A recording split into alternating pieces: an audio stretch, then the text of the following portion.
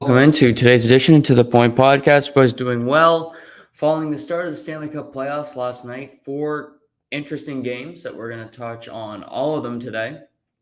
Touch on some NBA as well.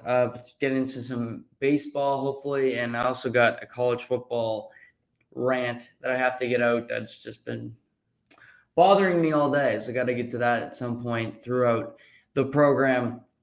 Shamus Fillmore should be joining me in about 30 to 45 minutes. So we'll touch on his Leafs winning game 1 last night. I'm sure he's got a few thoughts. I'm sure he's very excited.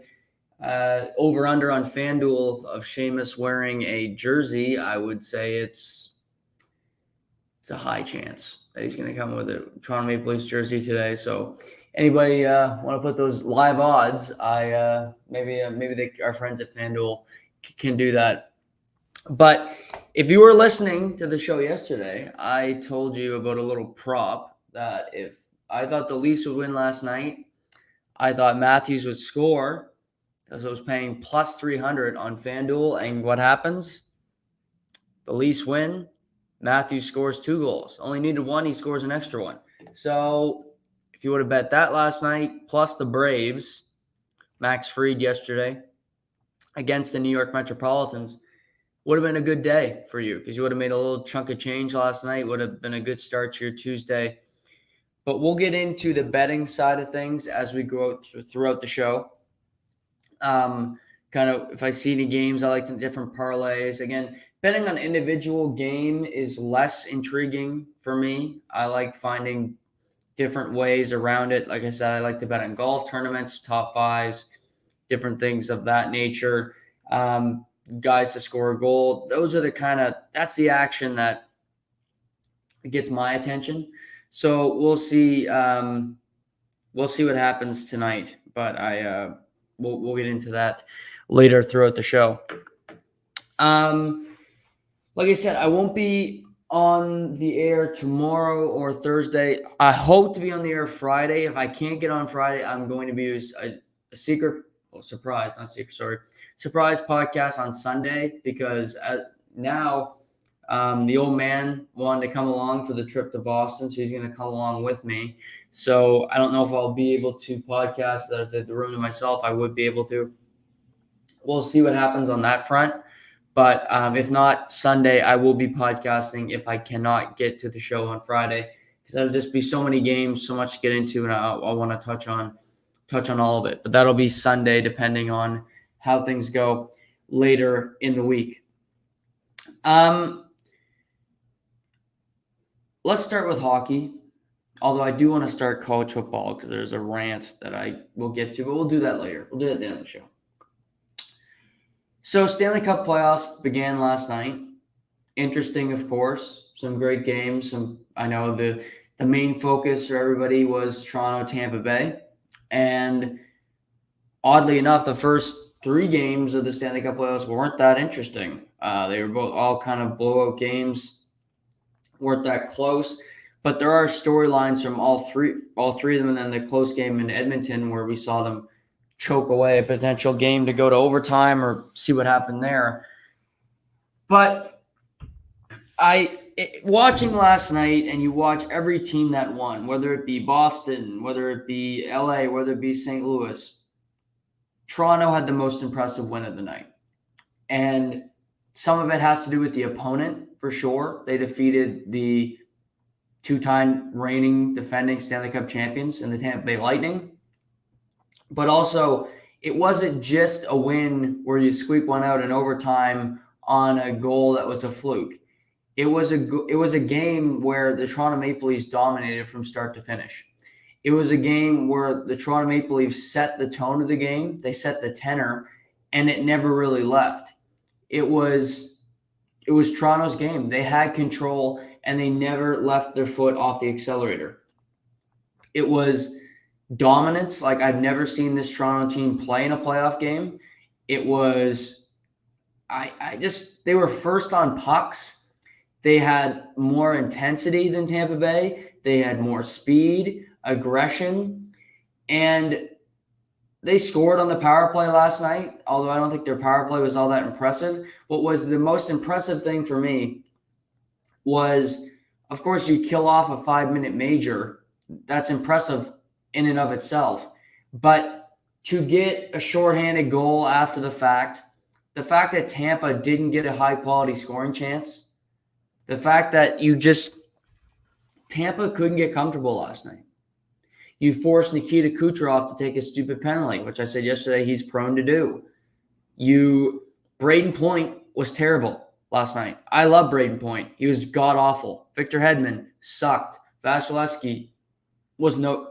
Tampa and John Cooper after the game made an astute point. I think it's defending his team and also kind of pumping the brakes on the Leaf love today.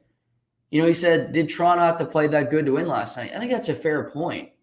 I think two things can be true, because I think automatically if you say that, well, then Leaf fans will come at me and say, well, no, Toronto played great last night. They did. There's two things can be true. Most times in life, that's not the case. Here it is. Toronto played fantastic last night, but Tampa also was garbage. Garbage.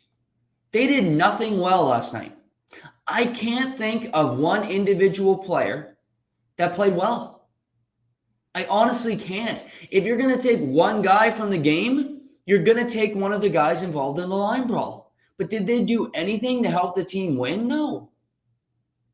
And we'll get to that point in a second. But I look at Toronto and I say, they don't deserve congratulations. They've won one game. They need another 3 to win a round. But they deserve credit for winning game 1, because they lost game 1 to Montreal last year. People forget about that. They lost game 1 to Columbus a few years ago. So this team is not known for getting off to hot starts. They're not known for just coming out of the gates red hot in the postseason. They're used to just kind of sliding their way through, having a good time doing it. They didn't take that approach last night. They had intensity from jump, and they did not let Tampa breathe. That was the main thing. It's extremely difficult for a team that starts sleepwalking through a game to get involved in it and win a game when a team doesn't allow you to.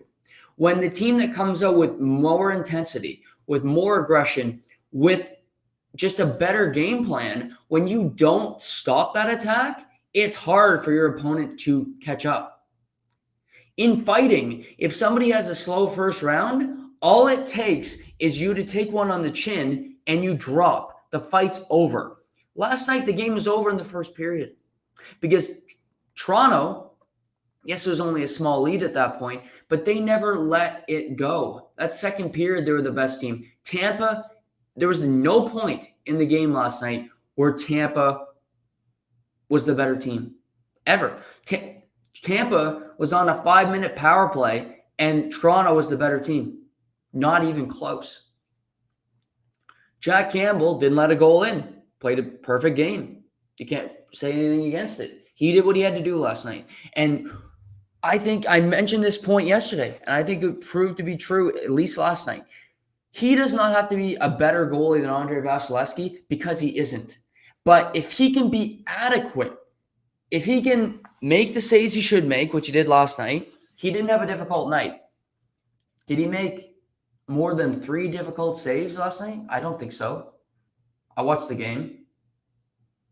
If it was a difficult save in the third period, I'll quite honest, I didn't watch that much of the third period because Minnesota and St. Louis was starting and it was 5-0. So, and is it really a difficult save when you have a 5-goal cushion? But my point is, when he had to make saves, he did. He's not better than Vasilevsky. He never will be.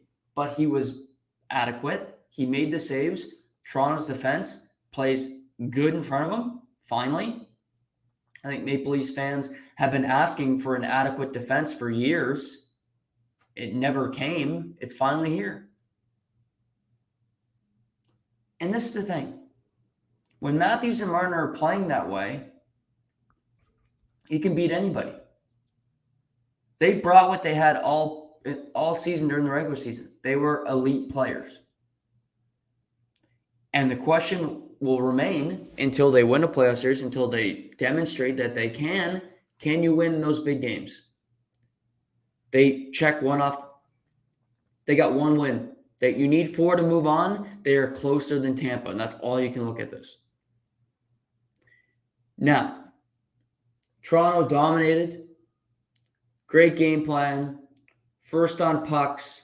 They were intense. They were fast. I thought the way the game was officiated was more like a regular season game, which benefits Toronto, in my opinion, despite some of the penalties last night. I thought the officiating was pretty terrible, both sides. I don't think half of the penalties are calls that you make in the playoffs. But if they want to start calling it like it is the regular season, which I think every sport, the whistle changes. I hear this complaint from people on Twitter that why isn't the game officiated like it is in the regular season? Watch basketball. It isn't. NBA regular season and playoffs, it's not officiated the same. In the NFL, it's not officiated the same. This is not just a hockey thing. This happens in every sport. Yeah, I think a lot of hockey people, apparently they don't watch other sports because the game, it's officiated differently. It just is. It's more physical when you get into the playoffs. You get more wiggle room. So that's just one thing that I noticed that jumped off the screen to me was that it just didn't make a whole lot. There was a lot of whistles last night in every game where I'm like, that's a penalty. Oof. But great, like I said, great win. You couldn't have played a better game. This has to continue. This isn't where you play one great game and you get to live on those morals for the rest of your life. One win is one win. You need 4 to win a playoff series. You got 1 out of 4. Check. You are ahead of Tampa. But to think that Tampa's done, to think that you scared the Tampa Bay Lightning, I think you're an idiot, quite frank. I think you're crazy to think that. I don't think Tampa shook one bit. Tampa is not like, I think if the Florida Panthers lost to Washington tonight, which we'll talk about, I think they'd be worried because they're a team that has no playoff pedigree. I think that fan base would have a right to worry because that team has no history of winning.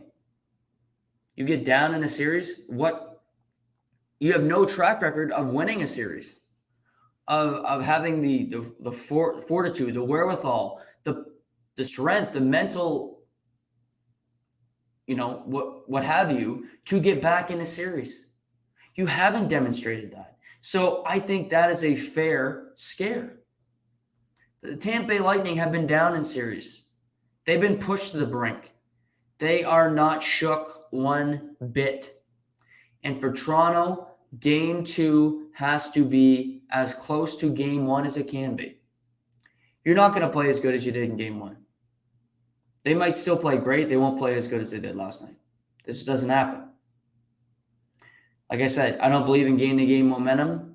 If game-to-game momentum truly exists, Toronto will win 5-0 in Game 2. I don't think they will, but maybe if I'm wrong, send me a text.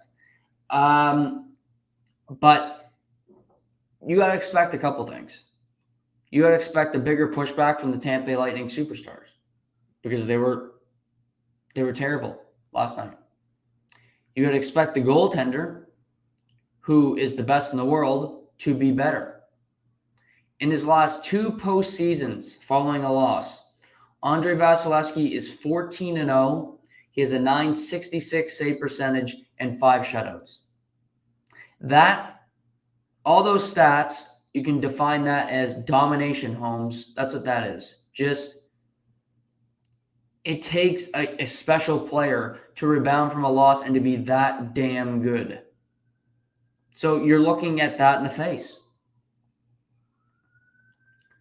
But for Toronto, try to go up 2-0 in the series. Win Game 2, control home ice. I mean, that's all you can do. Play as good of a game in Game 2 as you can. Because as invisible as Tampa was last night, maybe they are tired. We don't know. We're not in that building every day. I'm not those individual players. I don't know how they're feeling. All I can base on is what I saw last night, and they were god awful. So maybe they are tired. Maybe they are winded. Use the momentum. Well, I'm not going to use the word momentum because I hate it, because I don't believe in it. Use the spunk. Use the energy. There you go. That you have because you've been golfing a lot while this team has been playing to fuel you. Use the criticism. Use whatever you have to win. It doesn't matter. You've been doubted forever. Prove people wrong. I mean, this is so true. I mean, if you slay the Giant, who knows what can happen from there? Maybe you can get to a Stanley Cup final. Maybe that's all it needed for this team to get over that hump and get there. But we have a long way to go to that, because one game is one game. That's all it is. Nothing more, nothing less. You played a fantastic game one. There's a chance Kyle Clifford might not be available, so Jason Spezza might draw in. I thought that was a fair call, by the way. I agreed that was a 5-minute major. It was a dirty hit. It was a gutless hit, quite frankly. It was high. It was from behind. He didn't turn on the play, so I had no problem with that call. The officiating other than that was pretty garbage, but that was a penalty. It's a stupid hit. It was dirty. He didn't have the puck. I don't think he should be suspended because he got thrown out of the game with about 6 minutes gone in the first period. So he basically missed an entire game. That's time served, if you ask me. Missing an entire playoff game is like missing 5 regular season games. That's my chart for me, and how you'd want to divvy that up. But I know he's got a phone hearing today with the Department of Player Safety and George Perros. And if I do get the news, we'll talk about it here on the podcast. But I don't think he should be suspended more. And if he's not, I'd play him again. Because Clifford, and I'm one of these people, I think Clifford is more valuable in the lineup than Jason Spezza is. I've watched Jason Spezza over the last month. The guy is done. I love Jason Spezza. He's going to be a Hall of Famer. He's had a fantastic career. Fantastic career. No shame in it. I think he's played over 1,300 games. The guy's a warrior, and he's given a lot to Toronto over the last couple of years. No doubt about it. But just because you're a veteran, just because you've been in the league a long time, just because you're a good guy, Jason Spezza, doesn't mean you get to play. Joe Thornton is not going to play in Florida. Joe Thornton might be the most beloved hockey player that's ever laced them up. He doesn't play in Florida because he's not as good as the other options. Clifford is better right now than Spezza to me. He's faster. His skating just straight line. He's a faster player. And I just, if I'm going to have a fourth line, I want to have some physicality down there, and Clifford does bring that. Now, you got to hope that he can reel that in, but Simmons and Spezza on the same line would scare the hell out of me. Because is Tampa's fourth line that great? No, with Perry and Maroon and Pierre-Edouard Bellemare. But compared to Spezza and Simmons, they're fucking Usain Bolt. Those two players are not fast. I don't want both of them on the same line together. And if Clifford comes out, that's the way it's going to look.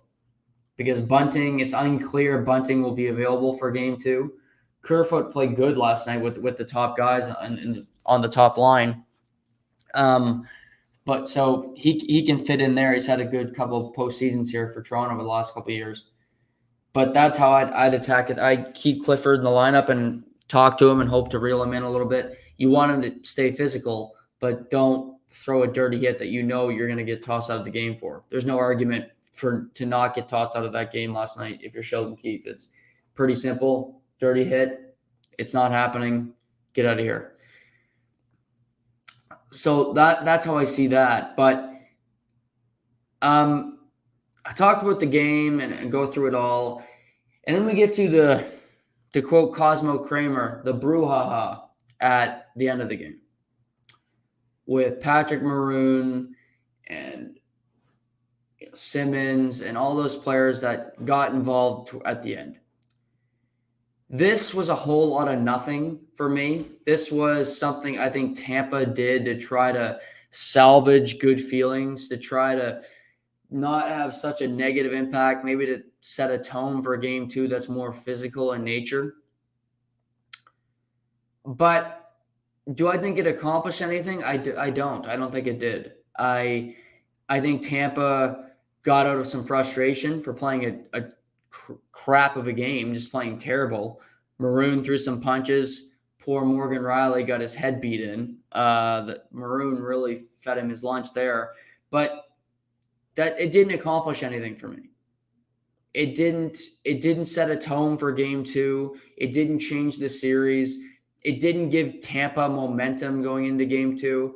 Momentum is, again, it's a word I don't use. A couple words in my vocabulary, or not in my vocabulary, a couple words I just hate. Excited and momentum. There you go. Put those on your wall for Noah. I hate the word excited. I don't think I've maybe been excited 3 times in my life. I just hate the term. I don't know why, but I hate it.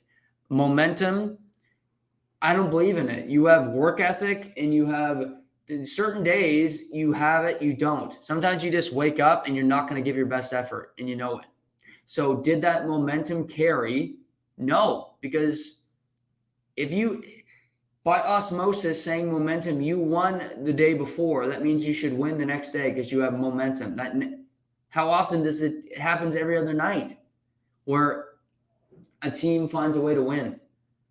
The Washington Nationals beat the San Francisco Giants over the weekend. The Washington Nationals stink. San Francisco has one of the best records in Major League Baseball. So why didn't the momentum of the better team carry over? Because it's sports. It's life. Stuff happens. But again, I think Tampa did that for their own sense of pride. The fact that they were embarrassed. They wanted to muck it up a bit. They wanted to send a tone into this series. And I think they got a couple guys on that team that just love to do that. Corey Perry is a pain in the ass. He always will be. He's known as the worm. And I think people in Toronto hate him. Maybe it has something to do with the Tavares injury from last year, although that wasn't his fault. But maybe it has lingering effects on that. And Maroon and Simmons have a well-documented history where the two just don't like each other. So I think it gets out some frustration. The Leafs fans get fired up because Jan Ruda leaves the ice all bloodied, so it gets the barn fired up in Toronto. But I don't think it serves much purpose going into game 2. I just don't. I don't think it gives the Tampa Bay Lightning any more momentum than they had before. Though as much momentum as when they start the game. That's it. It's just that. I also got to give credit to some people. And I got to give credit to the Scotiabank Arena last night in Toronto. The Scotiabank Arena is normally one of the quietest buildings in pro sports. And I'm not exaggerating. I call it the library because people that go to Leafs games are rich people that work on Yonge Street that probably work in banks. Again, I'm probably oversimplifying here, but they're rich people that wear their suits to games and they don't cheer. They're not blue collar. Last night, I think some people snuck in that had some fire on their ass that, were fans that weren't buttoned up, that were wearing a jersey, that were willing to scream and yell, and that were true Leaf passionate fans. And it was loud. I watched the game with my parents, and they listened to the game with the sound on, so I got to hear it last night. And it was a loud atmosphere, and I got to give credit where credit's due. I make fun of that fan base a lot because people are passionate on Twitter, but not that passionate in the building. They were loud last night. They were loud, and just kudos to them because they showed up. They were there at the start of the game. That's a big thing, just having that momentum to start. Cheering for Matthews, the MVP chants throughout the game. I just thought it was a really good atmosphere. The team played fantastic. So credit all around to the Toronto Maple Leafs. But you're only as good as your last game, and tomorrow's a new day.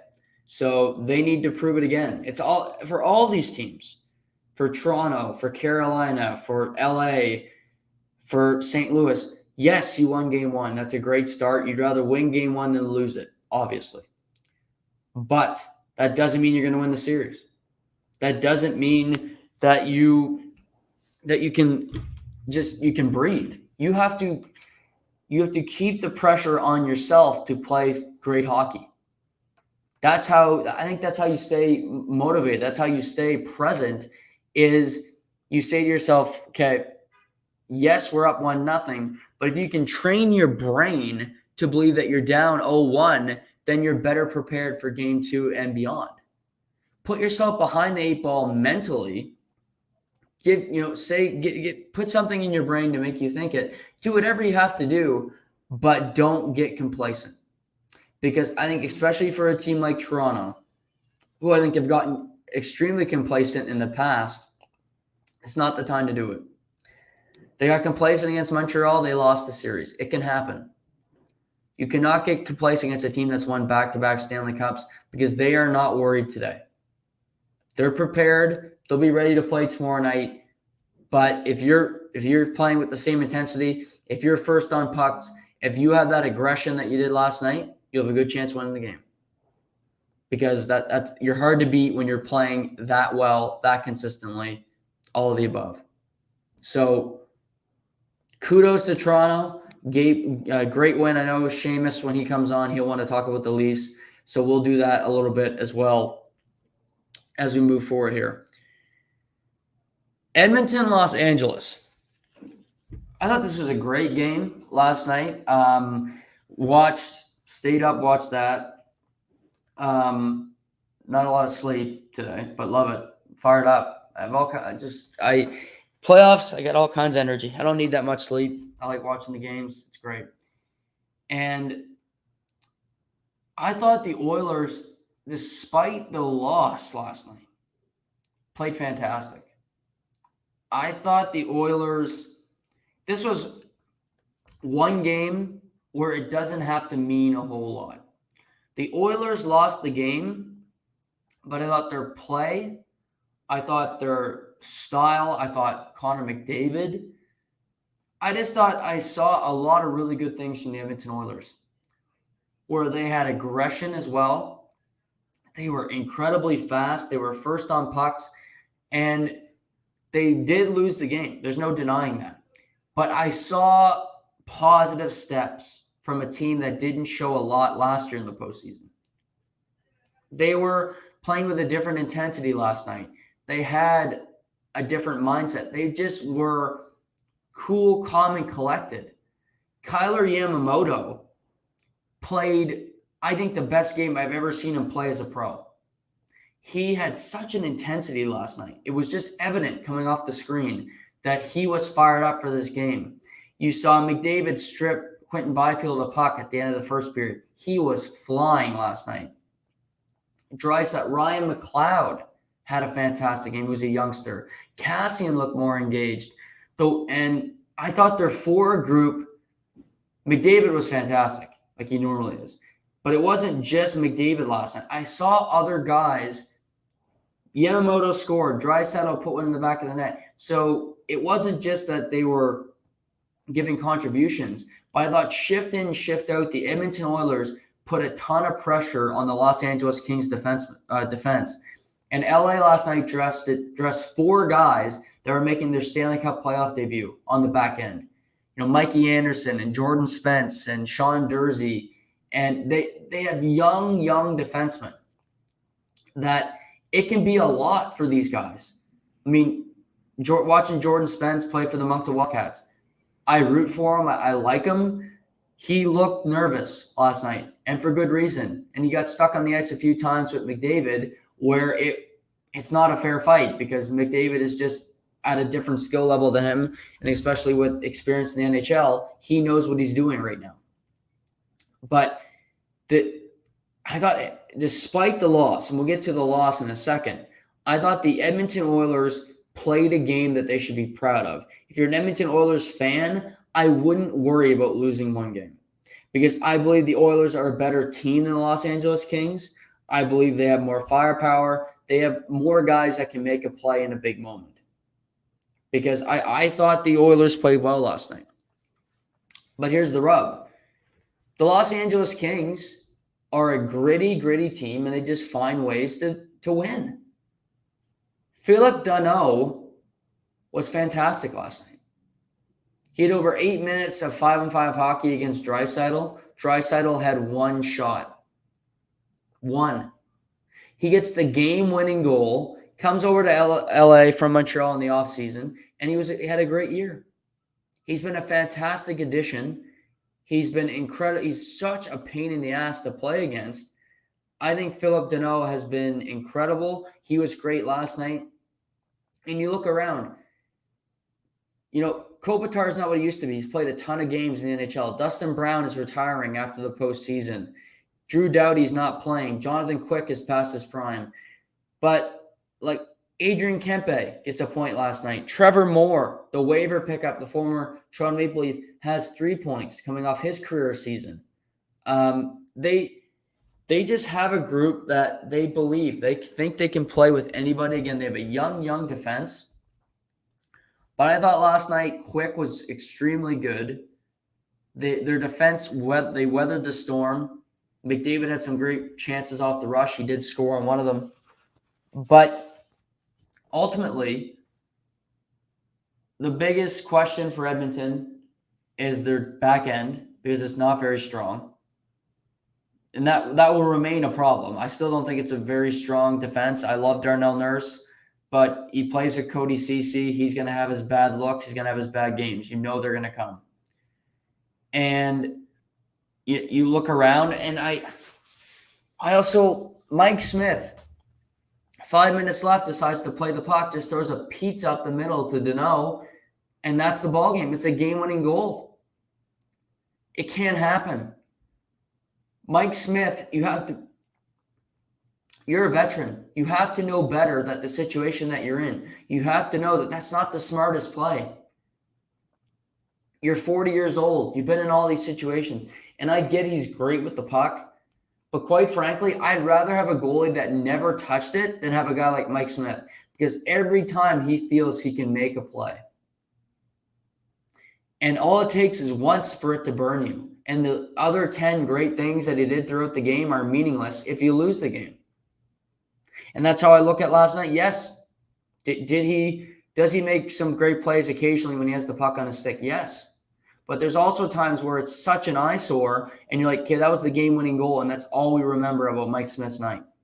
He didn't play terrible last night, but he didn't play great either. The second goal was a weak one. Trevor Moore throws a reverse pass. Alex Iafallo whacks it home. He could have made that save. He plays the puck. He just makes decisions that you question. So those question marks are always going to be there for the Edmonton Oilers. And the LA Kings are not going to be a pushover because Todd McLellan is a coach that's gotten to a Stanley Cup final. He is a guy that has led teams to success. He's got a young LA team with some veterans mixed in. But Kopitar and Danault can do their best. But can they match Draisaitl and McDavid every night? I wouldn't bank on it. McDavid last night looked like a man on a mission. And as I look through LA, I don't see a guy that you can trust every game to have an impact offensively. I don't expect Trevor Moore to have 3 points in game 2. Kempe was one of their top guys, but he has very limited playoff experience. So what is he going to bring to the table? Jonathan Quick, can he outperform Mike Smith for a playoff series? Probably, but I think Edmonton's got a better team in front of Smith than Quick does in front of himself. So I thought it was a great game. I think the Edmonton Oilers fans, I don't love the way Edmonton plays all the time, But I did see aspects last night where guys who were sort of invisible in the regular season, where you don't see their impact all the time because it's not a physical brand of hockey, they had more of a role last night. Zach Kassian, it was clear and evident what he was bringing. He was separating guys off pucks, and it led to more scoring opportunities for the Oilers. He did that effectively, and you got to appreciate that he can do that night in, night out. Ryan Mcleod's a youngster, but he had great speed. He got some really high quality scoring opportunities. So he brought it last night where I thought he had a strong game for the Oilers. So their bottom guys are bringing something to the table. Now, could their defense be their undoing? Of course. And their goalie could be their undoing as well. But I do think they're a smarter team than they used to be. It's not all predicated on McDavid to be the hero. Or it's not all predicated on let's try to score 6 goals tonight. We're going to win like that, because it just doesn't happen in the playoffs. You're not winning 6-5 more often than not. You're going to be playing in a 1-goal game, and can you find a way to win those? They failed their first test last night. LA wins a 1-goal game, but they will have more opportunities like this. I expect this to be a close series. In every game, I expect to be close because these two teams know each other really well. They're stingy. And I do think Edmonton's in a similar position as to Toronto was last year, where Toronto played Montreal and they lost. They should have won that series. They were the better team, but Montreal found a way to win through just heart, perseverance, and a lot of grind, a lot of luck. LA is not as talented as the Edmonton Oilers. They don't have that superstar talent on that roster. But they do have a team that is equipped. They have Kopitar. They have Deneau, who was on Montreal last year. They don't have Carey Price. Obviously, Quick is a 2-time Stanley Cup champion. And could he turn back the clock for a series? Sure. Why not? He could play some great hockey. And if you look across the ice, could he outperform Mike Smith? I absolutely think so. So I liked what I saw from Edmonton. I expect them to win this series. But you also have to give credit to LA, where this young team is not afraid of the Oilers. They're playing against Connor McDavid. They know how good of a player he is. But despite how fast he was last night and his impact, I do think they did a decent job in limiting what he can do. Limiting his offensive creativity on a shift-in, shift-out basis, and making it a frustrating night for Connor McDavid as a whole. So I give credit to the LA Kings for being that team, being a pain in the ass to play against, and ultimately they got rewarded for it just by not giving up and being consistently there, shift in, shift out. St. Louis went into Minnesota. They beat them 4-0 last night. One of two road, St. Louis and LA were the two road teams to win last night. And it was really a dominating performance from the St. Louis Blues, where Minnesota just didn't have it. They had power plays in the first 40 minutes of the game. They were 0 for 4 in the power play. Couldn't get it past Ville Husso. But even throughout that, they had consistent opportunities. But Minnesota didn't shoot the puck enough.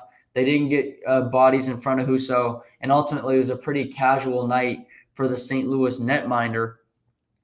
And despite Kirill Kaprizov, it was a night where I didn't see a whole lot from Minnesota. Ryan Hartman was trying to draw penalties, but Minnesota didn't have that guy to help Kaprizov engage offensively, create scoring opportunities, and it became a frustrating night where they would get power plays and nothing would come out of it. Now for St. Louis, they get a power play goal. They had a decent night doing that.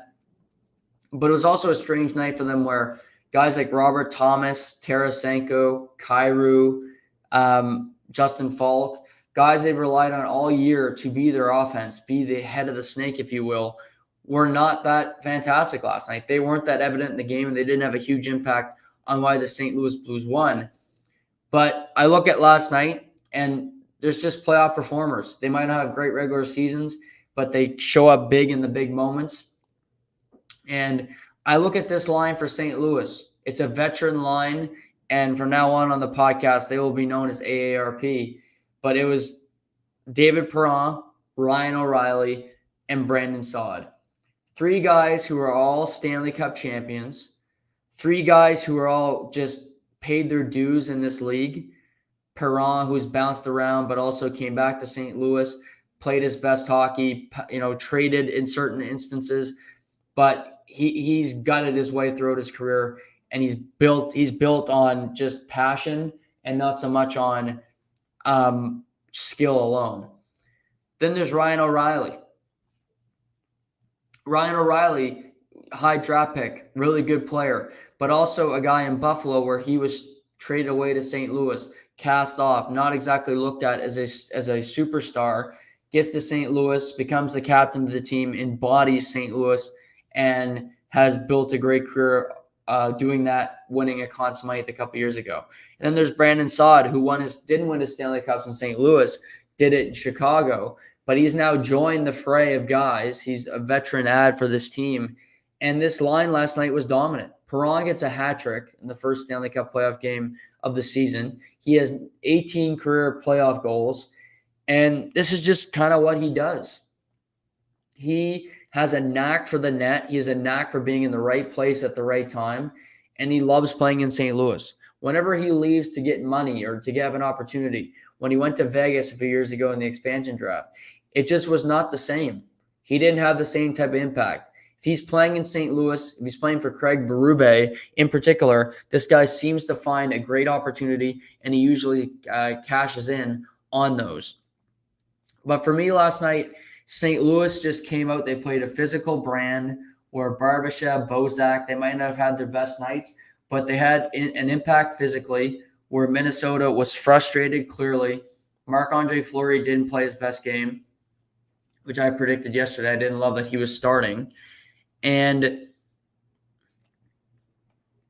again, for St. Louis, I'd be excited that you win a game where really only one line of your team played fantastic. AARP was great, but Thomas, Terrace, that line was pretty quiet. Kyrou was pretty quiet. I mean, you go out throughout the team, Nathan Walker on the fourth line and those guys, it wasn't a great night from the rest of their team. It was one line that found the offense, that got some momentum, and they produced. And you like that this line is getting hot, that they have some chemistry going into the playoffs, but you also got to look at it and be like, okay, we won game 1 on the road, and we didn't play that great of hockey. Our best players were just okay tonight. Robert Thomas, one of my favorites, was really a no-show last night. Didn't play great. Colton Parayko got involved, took a few penalties, got involved physically, but he's your best defenseman. He didn't play that great. Falk got a great assist on a shot pass on the Ryan O'Reilly goal, so he made a play there. But it was more about just the AARP line, finding the back of the net, finding ways to produce. But again, I like St. Louis a lot. I said yesterday, St. Louis to me is a team that is going to make the Stanley Cup final. I good plus 2,100 on FanDuel. Get that bet in quick with Stanley Cup playoff odds, Stanley Cup final odds. But I just like the way they play. They play that physical brand. They got some veterans on this team that have been there, done that have won before. They still got that coach that won them a Stanley Cup a few years ago. This team just has the nucleus of a champion. And again, it wasn't everybody last night, but AARP was enough for this team to get the W, get the win. And for Minnesota, it was just kind of a lifeless effort. Dean Evason on the bench all night looked really frustrated, and I understand why. Eric Sinek was there on the power play. He didn't bring a whole lot to the table. Spurgeon didn't play good. His biggest impact was cross-checking Pavel Buchnevich in the back of the ankle. I'm surprised he didn't get a hearing for that. I thought it was a really dirty play. I thought he really could have injured Pavel Buchnevich. I'm all for physical play, but that was just a cheap shot where that could have ended his postseason before it even began, and he could be an important player if they want to go deep in the postseason. So I didn't love that play by Buchnevich. But St. Louis, I think, is just a better team. They have more options than Minnesota. Like I said, it's one game. I expect Minnesota to come back. Their power play has not been good for some time. That is a concern. But can Hartman be better in a game? Can Eriksson Ek? Can Zuccarello? Yes, of course. They got such a balanced team where anybody can score a big goal. Marcus Foligno, who is a tough guy, but he could score a big goal for Minnesota. They just play by committee. Minnesota is a lot like the Carolina Hurricanes, where you don't have a defined. You have Kaprizov and you have Aho, and those two respective teams, two respective cities. But at the same time, you wouldn't bank on that player scoring the big goal because you're like, well, it might be Nino Niederreiter, it might be Eriksson Ek, it could be. You go through it. It could be Vincent Trocheck. You don't know it'll be Zuccarello, or you can go through the team. It'll be Matthew Boldy from Minnesota. That's just how these two teams are built. And you see one team win last night and the other didn't. And I would say a big reason for that is Carolina had a crap start against Boston, as did Minnesota. But the goaltender kept them in it. The goaltender made some big saves for Carolina. Antti Ranta, his first career playoff start, where Frederik Andersen was not able to go last night, but it didn't matter because despite the shots being 12-1 after the first 8.5 minutes of the first period, the game remained scoreless. Antti Ranta made some big saves, and after half the game was over, it looked like it was all Boston, but yet the game was scoreless, and that's all that matters. Yes, Boston was the better team. Yes, Bergeron was an effective guy last night. I thought McAvoy played great, and you got some great opportunities. But Antti Ranta made the saves. The defense for Carolina helped them out. Slavin had a few blocks early in the game. You weathered the storm and you escaped it. So in doing that, you gave yourself and Antti Ranta gave the team a chance to wake up and still have an opportunity to win the game. Vasilevsky didn't do that for Tampa Bay last night, although the team never woke up. I don't think they ever would have. After that, after the 30-minute mark of the game, Carolina really woke up and they said, we're still scoreless here. We played like crap the first 30 minutes. We can win this hockey game. And with Carolina, they're a physical brand. They knock you off pucks. They're very frustrating to play against. And they have so many guys that can just score a big goal in a moment. You look, Stahl could score, Trocheck, Niederreiter, Svechnikov, Aho, Teravainen. They just have so many guys that can find the back of the net in a given game. Trocheck, I think, is a motivated guy. If you don't remember, him and Marchand got into it earlier in the season, and Marchand basically compared him to, a Honda Civic being, a shitty car, while Marchand is a Lexus. Well, all I know is last night is Trocheck scored in the game. Marchand did not, and Brad Marchand has 1 goal in his last 14 games. Boston they don't have the depth. Taylor Hall scored a goal last night. Good for him, but it's 1 goal. You lose the game 5-1. Hall, they need to be better.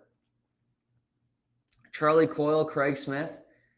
Pasternak didn't have a great impact on the game last night. But I look at Boston, they're slow. Their defense was slow last night, other than McAvoy. I thought he played really good. But you need an impact every game from these guys. And I just didn't see that last night. I didn't see a team that had a whole lot of fight. They had fight early, they got down, and they didn't have that will to fight back, to get back in the game. That's concerning to me. I'd be concerned if I was a Bruins fan because I didn't see a whole lot of it last night. See, we got our tan friend in the window here. We're going to bring him in. He's not wearing the jersey I thought he'd be wearing. On FanDuel, I think I said he'd be wearing a Leafs jersey today, so I was wrong. Would have lost that bet. But I'd like to welcome back, nice and red, just beaming through the screen. Morris Shea, good to see you. How are you? Yeah. I definitely got my son in. That's for sure. Yeah. It's nice that the mic is working right away this time too. I didn't know if I was gonna have any problems with that. Mm-hmm. No, the trip was good overall. I have no complaints, and yeah, obviously paying for it a little bit with this burnt ass nose I got going on here in my forehead, but uh, yeah, that's the least of my worries right now. Yeah. Do you want to disclose that you got the virus like me? Yeah, might as well just put it out there. Yeah, I got COVID down in Florida. Obviously, had to go to the one state that's probably home to it, but no, I got it. I feel fine now. I didn't feel great the first few days, but hey, that's what it is. And then you kind of battle through it. My girlfriend's going through the worst of it right now, so I'm kind of taking care of her a little bit. But let's get to slip away and talk to you a little bit about one team that's struggling and one team that looks pretty good. Yeah. No, it's not fun. That's for sure. Yeah, you. How are you feeling? I'm good now. I still got kind of lingering cough that's just comes and goes, but no, it was certainly not fun the last week. But We I don't have to go. We don't have to go into details. But was it lot of trips to the room? oddly no, Oh, okay, well that's no, good. no, I didn't get Just that tired. side effect. Okay. Just real intense fatigue, Okay. which is frustrating for me because I like to do stuff. But yeah, it was just, but it couldn't do anything. So that was kind of my. Your body telling you to catch up on sleep, Juggy. That could be it because Yeah. maybe it knew that it's going to get none over the next like couple months, so that was Right. prepping me in Yeah. advance. Um, we'll get to the team. You said you got two teams that are one's in a great spot, one's in a bad spot. Let's Yeah. start negative because I like negative. Okay. Celtics. I said last week if I was not if I didn't have COVID, I would have came out and did a hot take, which I am so against. But I was gonna do it, and I had it in my notes because I thought I'd be ready to go, but it wasn't. I would have said a week ago today that the Hmm. Celtics are going to win the NBA title, and because I was riding that wave, I thought they were playing so well, and I loved it, and Giannis just bitch slapped them in game one on Sunday. I mean, it's one game, but Hmm. how are you feeling about your Celtics playing the Milwaukee Bucks game two Yeah. Well, tonight? we even talked about it on Sunday afternoon. They played, and you Mhm. said game. You thought Celtics in six, and I said I'm not sure. Like I'd like to think that, but obviously there's a good reason. And he puts up his second career playoff triple double last night, which played phenomenal.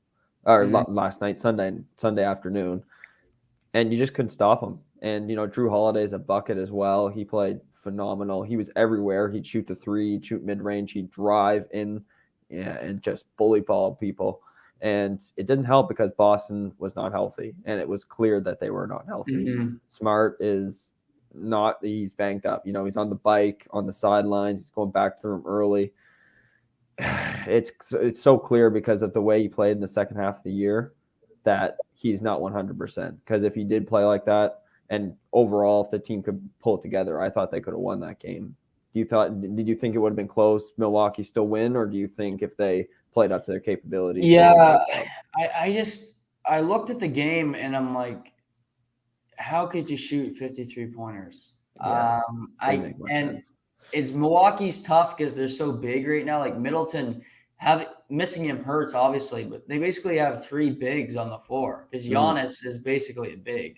Oh, for sure. And you got Portis who's 6'10", so he's pretty, and Lopez is 7 feet. Yeah, big lad. So I think there's a fear from the Celtics to go into the paint, which is understandable because you don't want to get rejected in your face. But I think what's key for them is to set up some pick and rolls, to set up plays where they can get into the paint because, like you said, if Smart's not healthy, he's not a great shooter to begin with, so you don't really want him shooting that often. Mm. Jalen's an inconsistent three-point shooter. Tatum can shoot 25 for all I care. He has free range, shoot whatever you want. But like Derek White is not a three-point shooter. That's not his strength. So I just don't think they have a great roster if that's the way Milwaukee's going to play it, which I assume they will. if you're not going to get in the paint, I don't know how you win because I don't think they have enough shooters to knock them down consistently. They won't, and they have like that's the to your point yesterday and today. They've got to get into the paint. They've got to draw fouls, and they didn't shoot very well at the free throw line, mind you. Right. That kind of cost them a little bit too, but they really do need to just kind of find ways. Even mid range, they didn't do a ton of that either, which I was kind of disappointed. Al Horford spent a lot of time on the 3-point line, which if you're a big guy on that team, I mean, maybe it's kind of pays that you have enough guys around the perimeter, get down below and trying to make something happen, even if it's a kick out or if it's a pass to someone who's cutting in. You have to do something different than what you did last night. Right. And Robert, what do you think of Robert Williams' play? I mean, is he banked up? Do you think he only played 22 minutes? So yeah, he hasn't looked the same since I he think came that back. injury's still I haven't lingering. seen him play a game where I thought he was as good before he got injured. It's just something off. I don't know what it is, but he doesn't look. I think he's a little worried about that knee, which is understandable. He just had surgery on it, so I'm sure he's a bit worried about that. And I wouldn't be opposed to them going back to Tice, and Williams comes off the bench because he did that well against Brooklyn. Yeah, and I don't love Tice, but I just think that's a better lineup right now with the way the team's set up with Milwaukee because Tice can shoot the three and he actually shoots it at a pretty decent percentage. Yeah, and that's what they need right now. If Robert Williams isn't going up to tip those balls back on second chances, well, they need someone who is because Milwaukee does that so well. They just get so many second opportunities, kick it out. Someone's there to spray a three. God, I hate Grayson Allen, but he seems to be always the guy who gets that second chance. But yeah, no, I think that too. I think Robert Williams is banged up, and I think they need him desperately if they want to win. So I don't know what's going to happen, and he's not going to get healthy overnight. So I thought this before, but I think it's becoming even more and more clear that Giannis is the best player in basketball. Yeah, I think so too. He won't win the MVP this year, but he is the best player, which is he dominated like that off the glass dunk that he did. He shot well. He shot the two ball well. He actually made free throws. Yeah, and he's got a good stroke from the free throw line. He looks comfortable. Better than he did 3 or 4 years ago because that was disgusting. That was me and you up there playing 21. Well, maybe me. I don't know about you. You can make free throws. I'm not a great free throw shooter either. Either way, that better than us. And he's comfortable at the line now, and he's doing so many good things. Draws so much attention to himself because he's so hard to guard. Mm-hmm. Yeah, I think it's gonna be tough for your Celtics, but they do. I think their coach. It's a must-win tonight. Yes, for sure. If they lose tonight, they may get swept. If they lose both in Boston, I did love a moment on the mic on Sunday. I don't know if you heard this, but Udoka was he called a timeout and he just looked. I think he looked at Smart or Jalen Brown. He said, "What the fuck was that?" And he just I like him because he doesn't care. He's a coach's coach, and he'll make them work and he'll compete he'll try his damnedest to win for sure because he's not a quick guy. I believe that too. I must have missed that, but yeah, he was because there were some bonehead plays going around. They were just kind of tossing it around at times, looking like they had no real set play, and they were just someone was going to grab it and throw it up, and that's probably what happened. I know I told you my favorite player is now Anthony Edwards. That hasn't changed despite the Minnesota loss. I blame D'Angelo Russell more than anybody. Cat for just stupidity, but right. Gary Payton Jr. II. I'm quickly becoming a fan.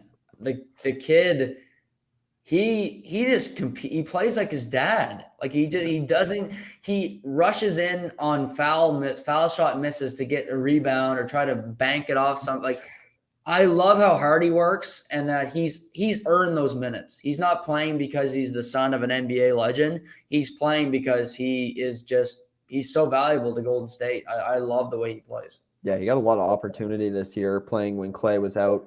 And I thought he did play really well, and he kind of earned a name for himself in the league as someone who just kind of being competitive, loose balls, or just playing that up front defense just like his father would have. But yeah, no, it was great to see. I think he had a great game. I for some reason I didn't even have it on like channels here. I tried to look for it all night, Sunday night. But yeah, what was your main takeaways from Memphis and that shot too, especially? I mean, that was. Yeah, I know you spoke about it yesterday, but I love the series. I think it's gonna be the best series of the second round. Because both teams are so fun. Like they're just so fun to watch. But like Poole is just scary good. Like he's like Splash Bro 3.0.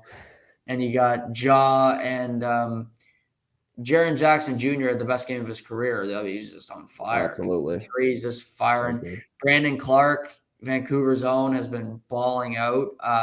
You got to play him. Like he just earns those minutes. But if I'm the NBA, if I'm the Western Conference, because Phoenix won last night, but it was close because Doncic he's a hell of a player.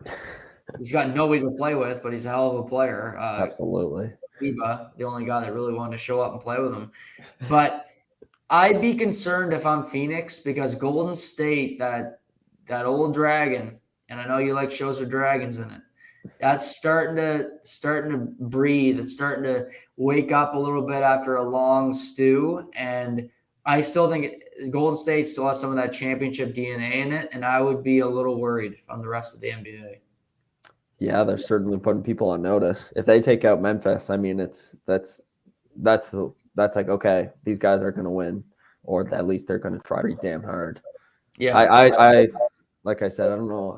I don't like Draymond Green. I'm not a big Steph Curry guy either, but I'd be afraid of them. I'd be afraid of them no matter what because they're just clutch and they just have it in their DNA, in their makeup, and besides they don't have a great center. We'll say we've said that multiple times in the last couple pods, but even if they had someone who just could grab boards and that's it, they don't have to do anything else. They don't even have to block shots. I still think they have a great chance. Yeah, like Otto Porter Jr. has played well. He's even played decent the last couple of games. But yeah, they just play small, and what's good for them is they play Memphis, who loves to play small too. Yeah, they don't have a center. Which, if I'm Memphis, I might try against that and see if he can make them pay a little bit. Because especially when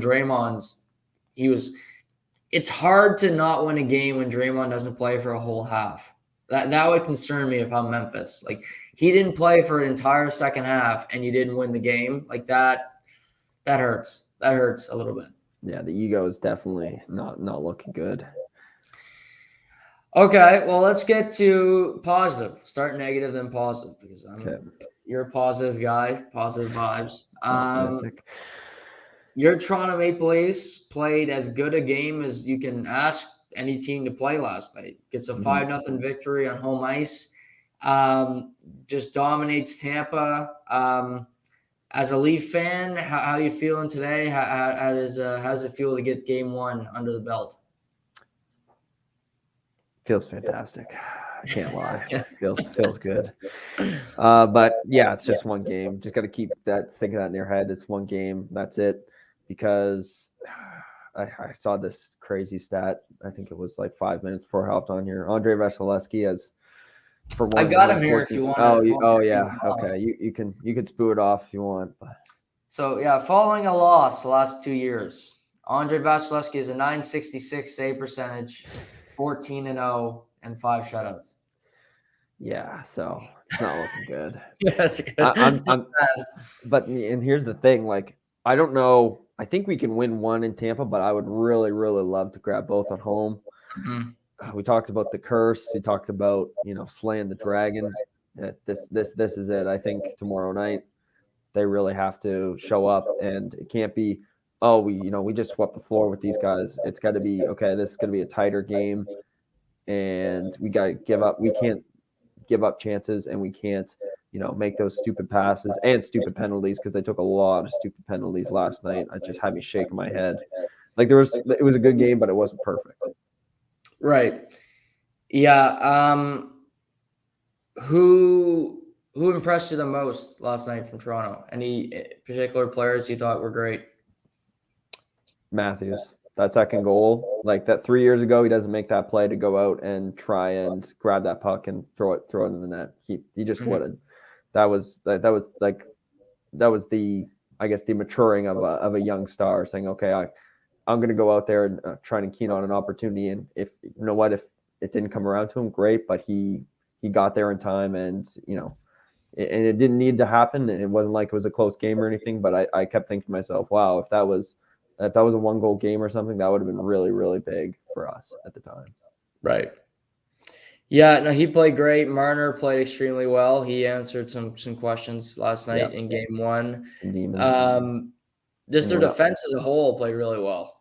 They didn't give up a whole lot of high-quality chances. I mean, Tampa didn't play well. Nobody did on that team. But I thought the Leafs defense played solid, and they didn't give Tampa any breathing room. Yeah, I mean, they certainly had chances, but they did. It's not like they had totally high-quality chances. And there was a couple open shots for Stamkos and his usual office, but and he just happened to miss them. But I don't know what happened to them. If they came in too loose, they were winning it seemed like feel like they were winning everything at the end of the year, and maybe they were just going with that confidence. But they're going to quickly shake that off, and it's going to be back to business, because that's just kind of how they operate now. So if it's a split going back to Tampa, what's your confidence level winning the series 0 to 100? Oh, I'd still say it's a good 70, 80 for sure, even if it's a split, because eventually you're going to have to break that, and you know what I mean? Like, you could, even if, they win this one, say you want to go win all the way to game 7, which could end up happening. I think it's still easier just to try and break this Vasilevsky curse of never getting beat back to back. I mean, you have to try it. You have to do your best to get through it, because I don't want to sit here in game 7. I predicted game 7 yesterday in our chat when you're doing your pod, but I don't want that to happen in real life. That was just my prediction, but right. Come from behind. Obviously, as a fan, you're hoping for a sweep. Always, yeah, always. Yeah, always a sweep. Yeah, I mean, you won the first game. You played. I mean, what you got to hope is that you have enough intensity to kind of weather it, because Point was terrible last night. Hedman was god awful. I don't know if he had like a bottle of gin before the game, but he was out to lunch. Kucherov took. I mean, you mentioned officiating was interesting last night, because some calls were evident, and then some I feel like they're officiating a regular season game. And I'm curious to see if they do that the entire series, because some of the calls on both teams, I thought, okay, that's a regular season penalty, but they were calling it in the playoffs. Yeah. And do you think that's the new norm, or do you think that was just for the game? It certainly could be, because they've talked about that before, and I've heard people kind of complain about that. But I feel like commentators talk about this about hockey. It changes in every sport. Like, basketball is not officiated the same way in the postseason.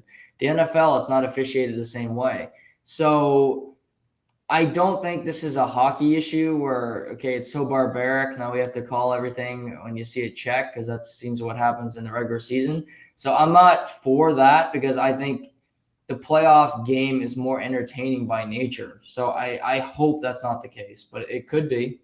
Yeah. I didn't like seeing that many power plays, especially as a fan, and knowing how good their power play has been. But no, even then, like, keep the game going. Yeah, you miss a couple calls, but like you said, this is playoff hockey. It gets rough. There's going to be cross checks, throughout. And I felt like they just kind of called everything last night. Did you think that Kyle Clifford's hit was kind of a tone setter for the series, or do you think that was well, no, I know you don't think it's a dirty play, but I thought it was a dirty play. Yeah, I guess it was, but it was extremely dirty. It was. But I can only define it as dirty. It was a check from behind. Yeah. I still love it though. He should have been kicked out. And I don't think he should be suspended. If he does, I wouldn't agree with that, but I do think it was a dirty play. I think it definitely was a momentum builder because they killed it off, and Tampa didn't even get a good opportunity on that power. They couldn't complete a pass. I mean, Toronto was all over them. That was the biggest thing. Toronto just was relentless. They wouldn't let Tampa get control of the game, have any sort of control over the game. So I give them full marks for that because they didn't let Tampa get momentum, have a presence in the game last night. They were just spectators in the game of hockey where they were just present like the rest of us watching while the Leafs were actually playing. But yeah, I don't think Clifford will be suspended. If he is not, I'd put him back in the lineup because I like him in the lineup more than Spezza. I think Spezza's cooked. I don't think his speed has really declined over the last couple months of the season. Like he's not the same guy he was at the beginning. I think his career's over this year, and I'd rather have Clifford. He's a faster, kind of frontline player right now than Jason Spezza. Well, he's certainly a playoff player too, in this atmosphere where it's violent, like it's checking. And if you're Keefe, I don't think you say, "Hey, go upstairs and get the poutine." I think you're putting him back out there because that's what you wanted to see. I think that's what Keefe wants to see. He wants to see some fight in his team, and Simmons will give you the odd, I wouldn't say dirty play, but he'll give you the odd check once in a while. But Clifford's really the enforcer of the team for sure. Yeah. Who do you think's face hurts the most today? Morgan Riley or Jan Ruda? That's a good question. I'd say probably Jan Ruda. He looked like he ate it pretty bad. Yeah, Riley ate it pretty good there from Maroon too, though. He was getting pumped for a minute there. Yeah, I guess so. Maroon, yeah, the old jersey. Yeah, he jerseyed him and then he pumped him. I don't know. I guess I'd rather take a punch from Maroon or from Riley than Maroon. So yeah.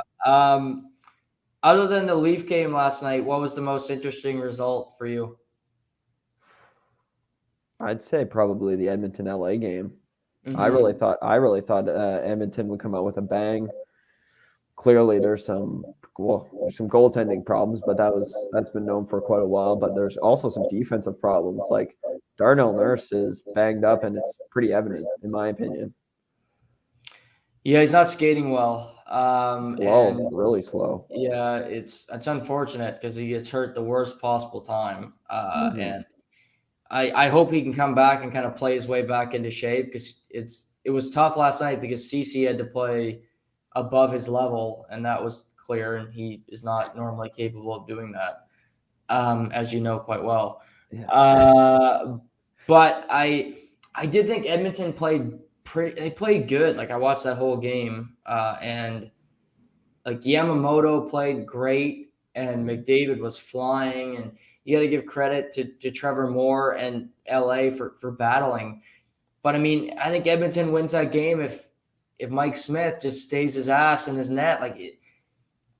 I would rather have a goalie that never touched the puck than have a goalie try to do that even once or twice a game because it's going to cost you eventually. And you forget about the 10 good plays and you remember the one that cost you the game. And that's what happened to Mike Smith last night. Yeah. I mean, he just does it too often.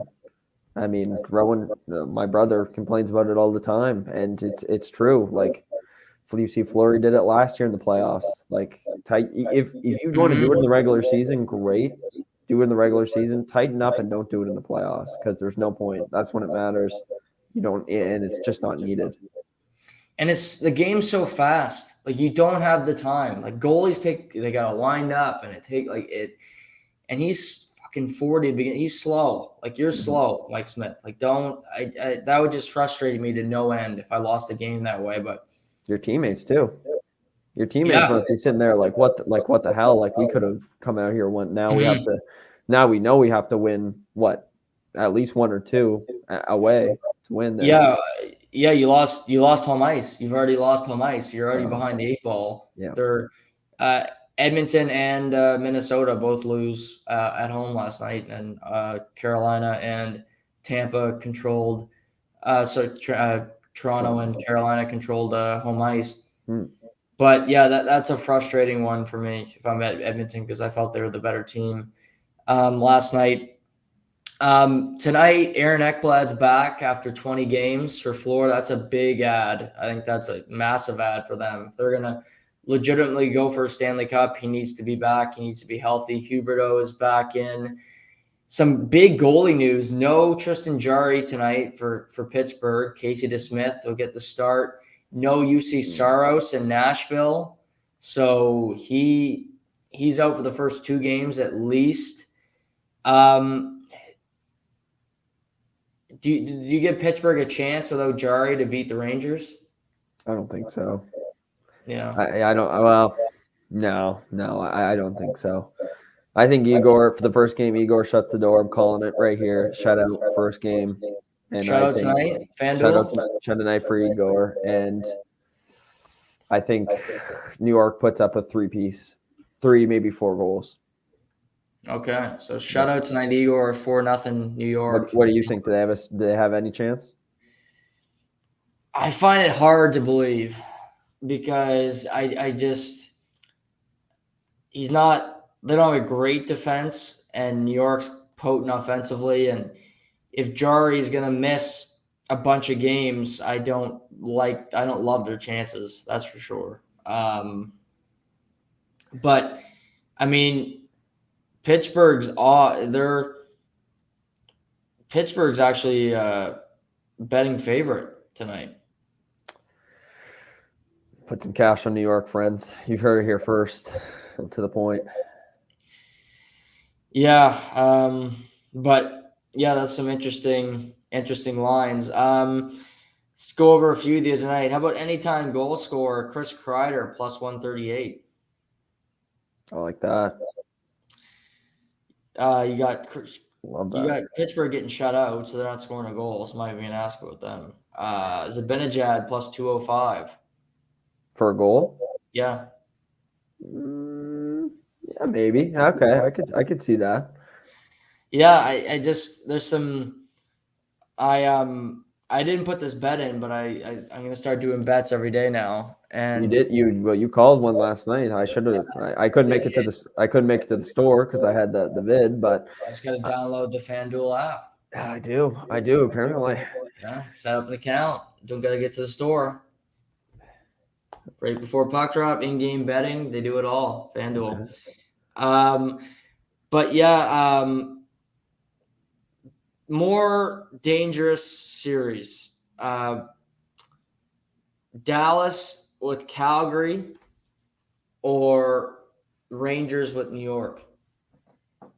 You mean Rangers to upset New York? Or no, Rangers to upset Pittsburgh to upset New York.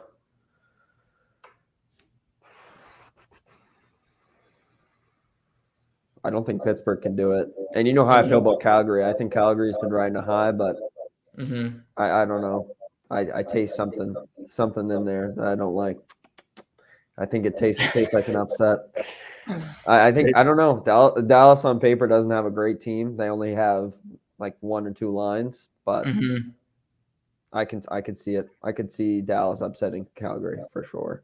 I just think if anything was going to happen, I just think that the offense for Calgary, for whatever reason, just dries up behind. So I think that first line maybe does it, but I think everybody else dries up after that. And then some interesting betting lines on the NBA. Milwaukee Bucks are plus 480 to win the NBA championship. They have the 4th best odds, but that's not a bad bet to get on right now. Not at all. Yeah, I'll throw 100 on that. Yeah, 480 Milwaukee. They're tied with the Heat, third best odds. You got Phoenix and Golden State above them, which I find surprising. So Golden State's the top, or Phoenix? Second, Phoenix plus 250. Okay. Phoenix plus 250, Golden State plus 270, and then you got Heat Bucks plus 480. That's what they show about the Celtics, eh? Jesus. Celtics are 5th plus 550. Yeah, I got throwing some cash on that right now. Need a big turnaround here soon. I'm telling everyone right now, the Celtics come back game 2 tonight. They win tonight? Yeah, that's why I'm wearing the jersey, man, because I know it. Okay, so they win tonight, and see the over under. I think it's 215 points tonight. I'd say it went under. I'd say it goes over. I think the offense starts flowing a little bit more. I think it was just tight last night. All right. What And would it's you do? Are you under? I think I'm under. Okay, Yeah. we'll see. Yeah. I think I'm under. And it's a 5-point spread tonight, -5 Celtics. Okay. And breaking news here as we're talking, Kyle Clifford has been suspended 1 game by the NHL Department of Player Safety, meaning he will miss Game 2 of the first round series between the Toronto Maple Leafs and the Tampa Bay Lightning. That's ridiculous. That's bonkers, to be honest. Like,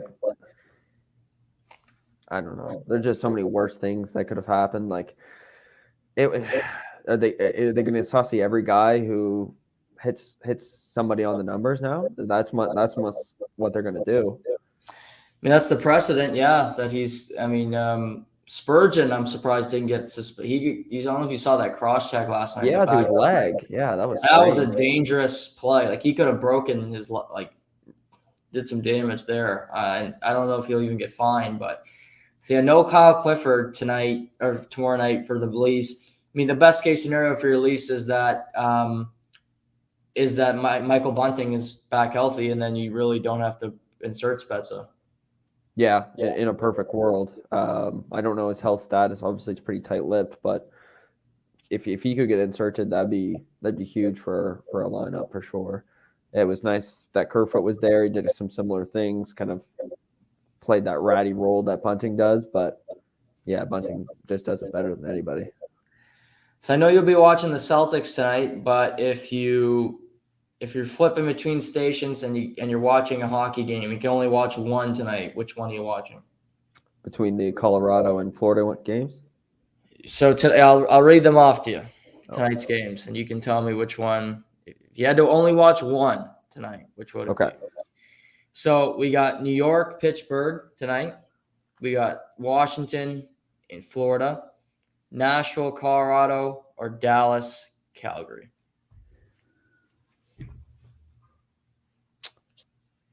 Oh, what was the middle one again? Washington, Florida. I want to see Florida pump Washington. No offense, Nashville, Colorado. Walker. What's that? Nashville, Colorado. Yeah, well, now that Saros, no, I'd probably still watch that.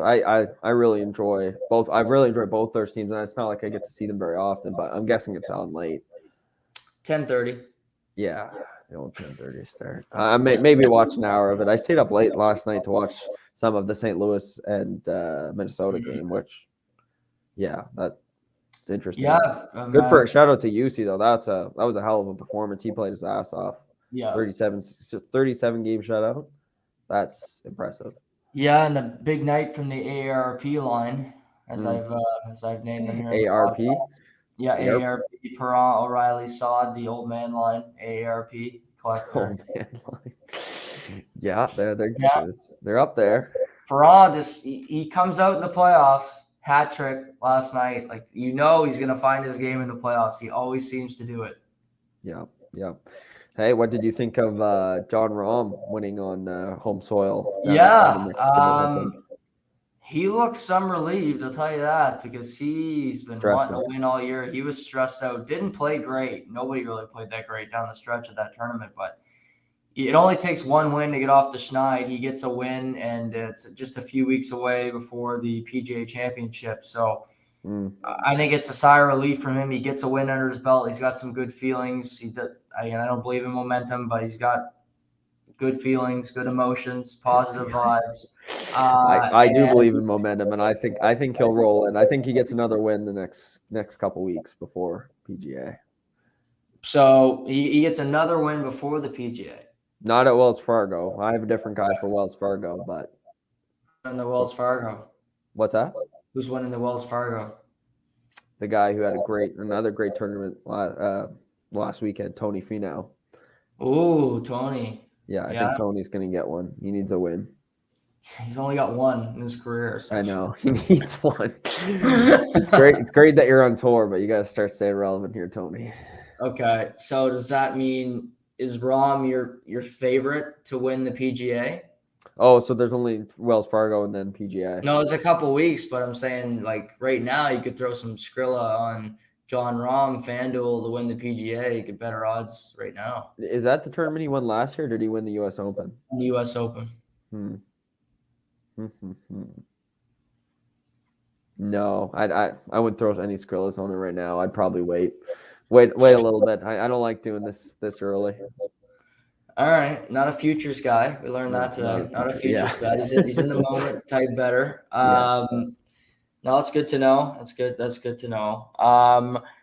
No, well, I hope you start to feel better. Thanks.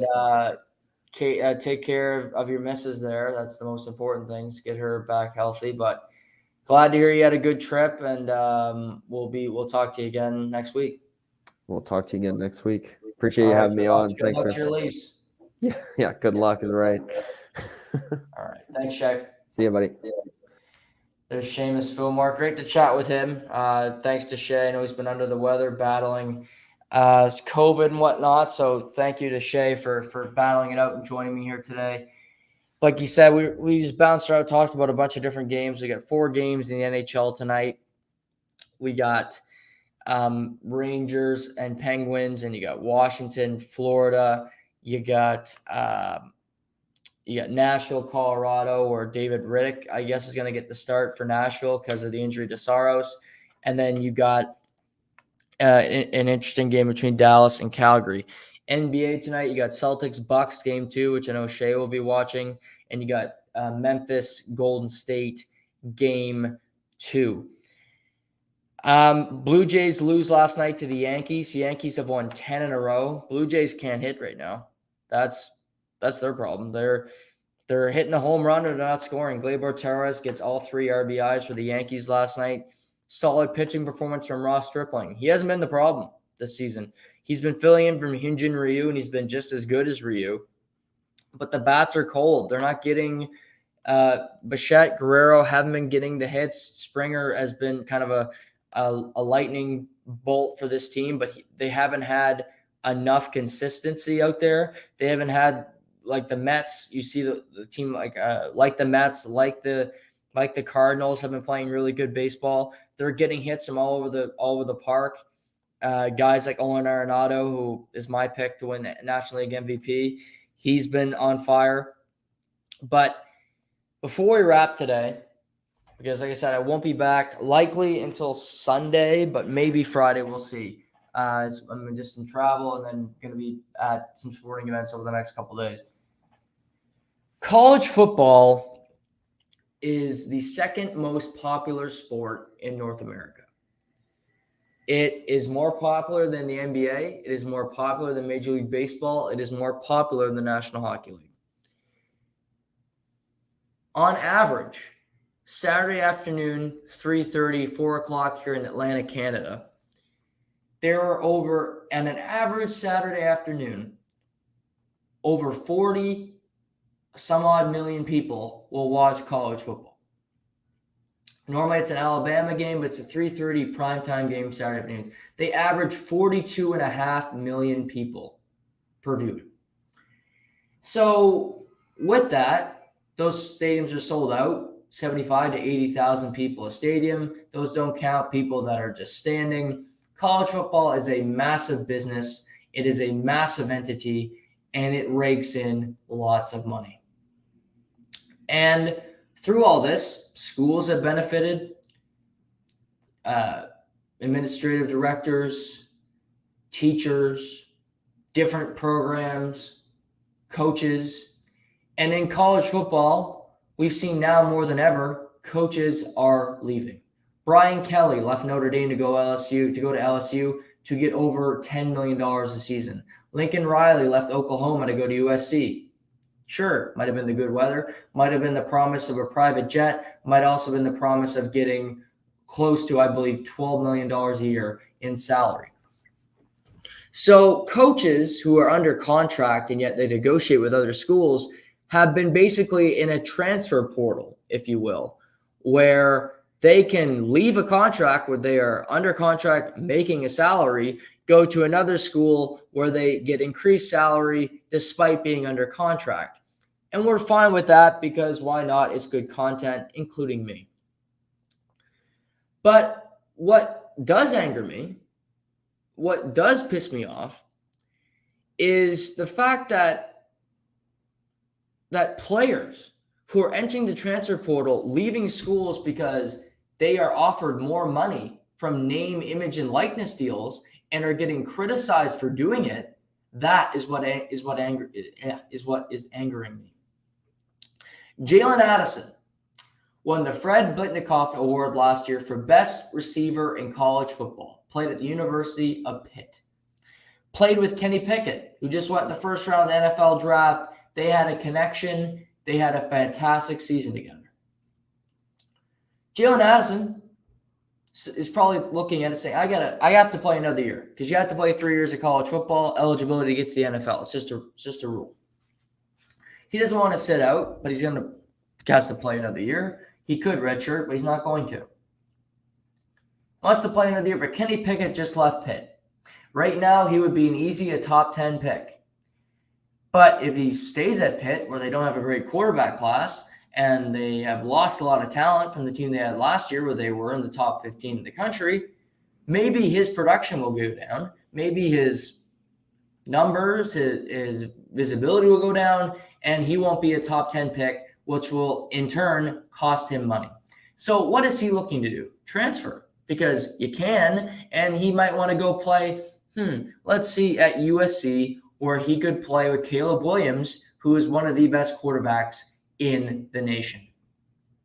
Makes sense to me, right? I'd rather play with a better quarterback, go to a new system, 77 degrees in USC in December. Sound good? I'd probably sign up for it, but maybe I'm some schlub who wants to stay in Pitt where you freeze your ass off. But that's not the biggest thing. So they're criticizing the transfer portal, college football pundits, different people, because, well, players are just leaving all the time. This whole season, everybody's leaving. Well, Jalen Addison wants to leave for a football reason. That makes sense. I just illustrated that. Made sense, right? If I'm off my rocker, let me know. But he's also leaving because he got offered $2.5 million to go to USC in name, image, and likeness money. Jalen Addison might be a top 10 pick, might have a great NFL career, but he could also blow his leg up this year and never play football again. That could happen. He would still make that name, image, and likeness money and have $2.5 million in the bank. So barring, say there's an injury, he would still have that money. He'd be secure. Isn't that the better story? Isn't the story that should be written, should be told more, is that these college athletes who used to make zero are now making a salary, are now making money, that they now can get some money before they're done school going pro.